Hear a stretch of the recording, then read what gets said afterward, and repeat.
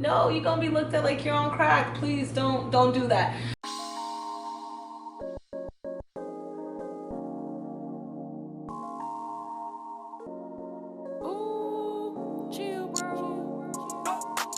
Oh, if you are new to my channel, you're a returner. What's good?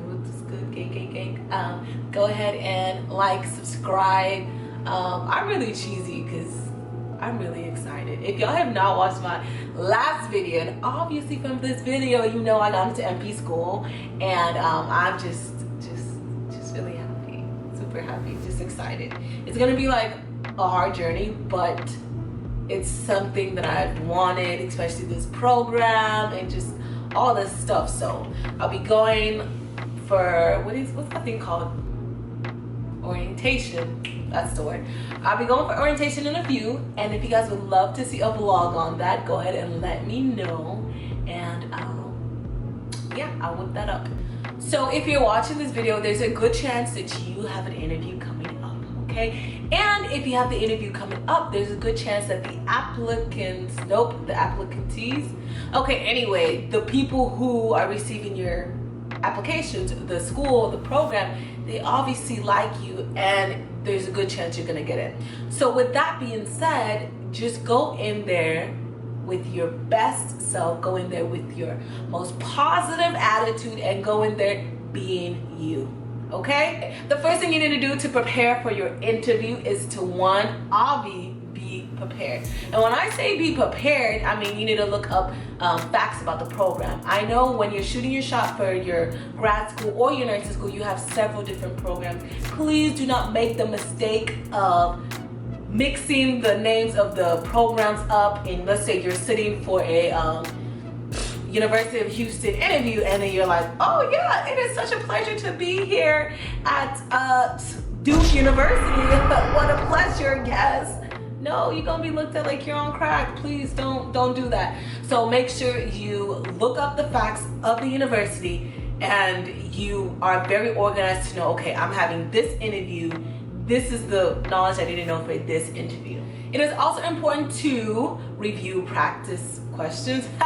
Practice interview questions, and that is something that I did a lot. So for example, the question, what are your weaknesses? What are your strengths? Tell me about yourself. Those questions, I literally sat down on my bed and I ran through my staple sentence. Tell me about yourself.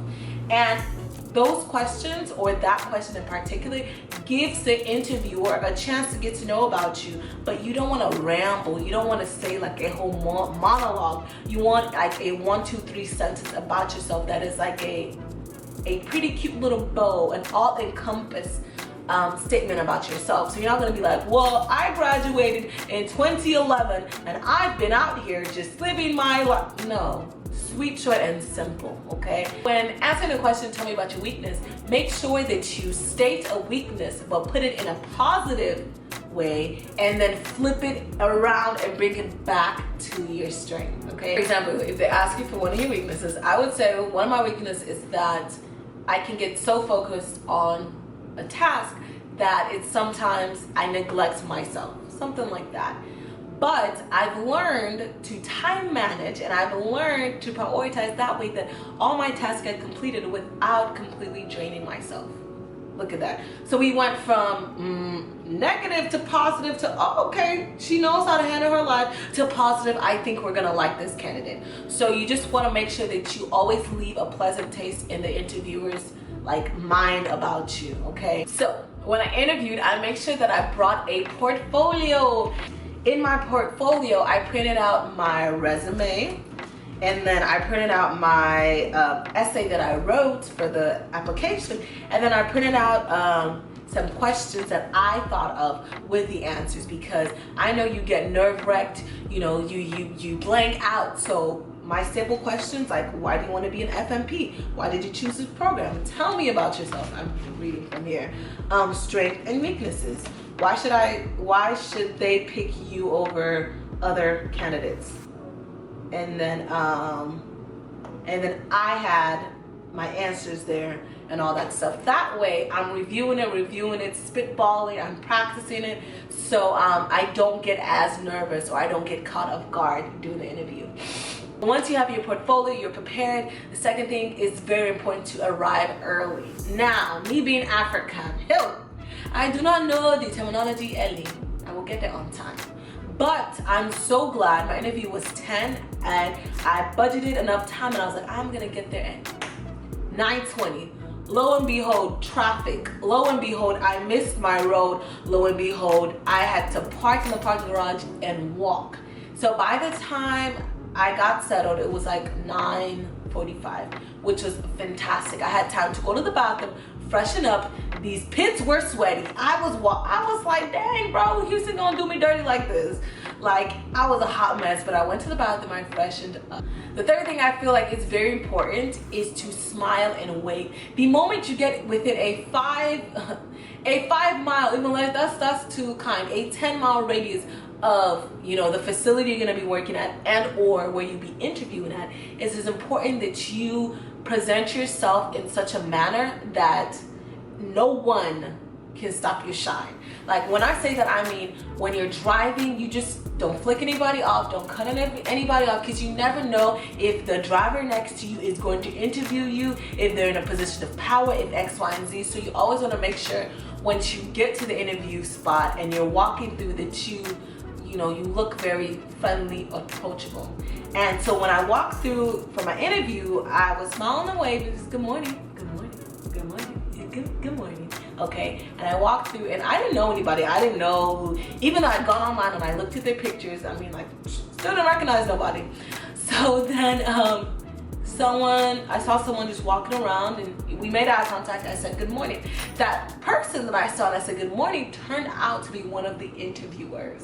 So if I had just gone in there just looking around and just been like, what's good, or just had not been as approachable, I could have already deterred my interview before the interview begun.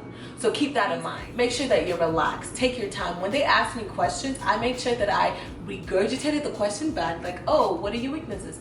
Well, my weakness, there we go, then answer the question. It gives you like a few seconds to think, a few questions to think about your answer and how to word it and then go. So as far as the interview and the questions I got some questions that were like beyond me. I was like, bro, for real, but I was prepared, so that was good. For example, they asked me like what, associations I'm with. What else did they ask me? They asked me, oh, I wrote it down here. They asked me about my current job, about my patient population, about what's in the world of nurse practitioning I'm interested in, and to me it's either informatics or how to take nutrition and alter your well-beings. And then lastly, the final question, before that, they asked me they had my whole transcript printed out, marked red, blue, and I was just like, okay. So I peeped that, but I was like, all right, cool. And then the lady asked me, I see in pathophysiology that you got a C. Please explain to me why you got a C in pathophysiology. Now, obviously she didn't say it like that, but in my head, I was like, sis, why you come for me like that? Like, I thought we were bonding, like this was a great interview. And then she asked me that, but luckily I had already thought of that question and I was prepared. So if there's any area that you are lacking or you scored a C on in your transcript, you need to not come up, but have a logical reasoning, excuse you, fly, have a logical reasoning for why you did not or you were not as successful. So I told him at the time when I was taking pathophysiology, I was a D1 athlete and I had a job and I was in nursing school. At the time, I did not know how to properly time manage, and at that, I did not know how to study for myself. I saw all the other students studying and I was using their study methods, but that was not appropriate for me. And then I further on went to say that, as you can see from my grades after, once I got accepted to nursing school, that they were A's and B's. So I learned the proper techniques and the proper study methods for me, and I applied it to those courses. And bam, well summed up, well bowled up. And they were like, wow, that's a very good response. And I said, thank you. Another thing to note is during the interview, it's kind of like they're feeling you out to get your vibes, and you are as well. So one of the other things that you need to do are asking questions while the interview is going on. That way it's a continuous flow, okay? And then at the end, if they have any questions, you know, or they leave room for you to ask any questions, then you can ask questions.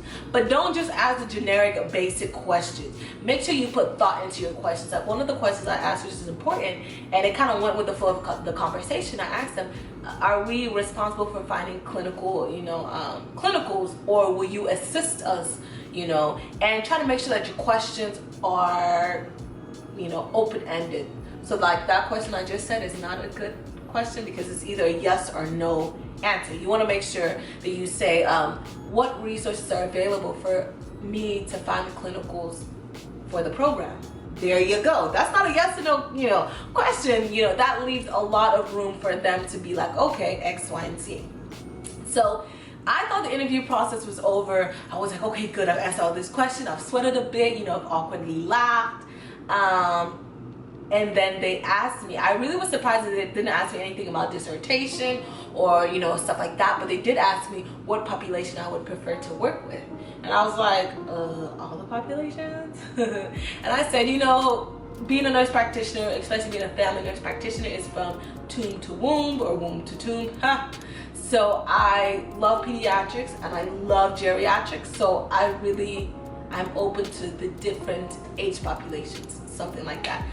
But I thought the interview was done. I was like, all right, cool. And then of course, they asked me, why do you want to be an FNP? If you cannot answer that question, then don't even come to the interview. I luckily was prepared.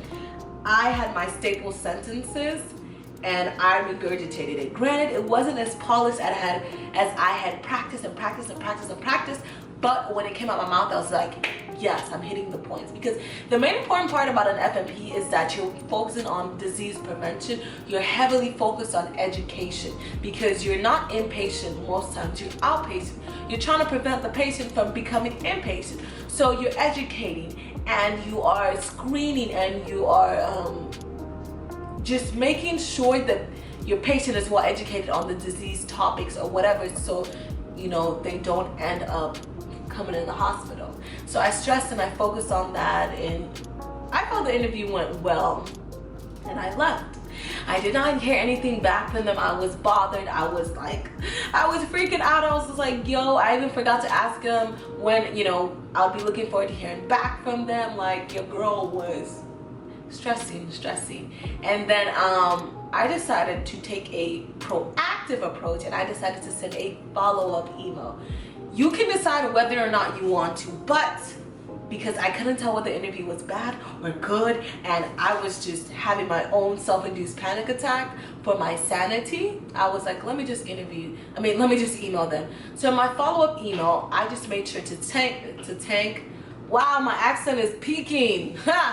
I just made sure to thank the person who interviewed me for their time, and then I made sure to put in specific topics that we talked about that was unique to my interview that they're probably not going to hear from other applicants. You know, like we talked about technology and triad care. I added that into my, you know, follow-up response, and I said, thank you so much for your time. I look forward to hearing from you. Sent the email. I got a standardized email back saying homegirl is not, you know, in the office. And then I was just like, oh, bummer. Okay. Then I got another email from her, and she said, thank you so much, you know, back. She sent me back a thank you email and was like, we'll get back to you in a couple of weeks. And I was like, okay, cool. A couple of weeks went by, or like a week and something, and I was flying back and forth, and literally I would land, refresh my email, nothing, land, refresh my email, nothing. And I had to literally just be like, I'm going to just cause myself to have a full-blown panic attack. I need to chill. And then, you know, time passed and I went to work, got to work, and I was like, oh, let me just check my email one more time. And literally I got that email, you're accepted. Hello, Chineke. I was just so thrilled. I was like, like ugly cheesing. Like people are like, are you good? I'm like, yeah girl, I'm good, you know. And I went back and I thanked the people who gave me reference letters, and yeah, And that's how, you know, I went through my interview, and my interview, I thought that was just chaotic and not, you know, a good one. Turned out to be a really, really great interview. So if you are going through, you're about to have an interview, you know, it's coming up, be sure to ask any questions. Like, I'm so glad that I reached out to other people and I asked questions, and I was very proactive, because that made me a lot more comfortable when it came time for the interview. So if you have any more questions, go ahead and comment below. Holla at your girl. Don't forget to subscribe and like, and I will catch you guys in my next video.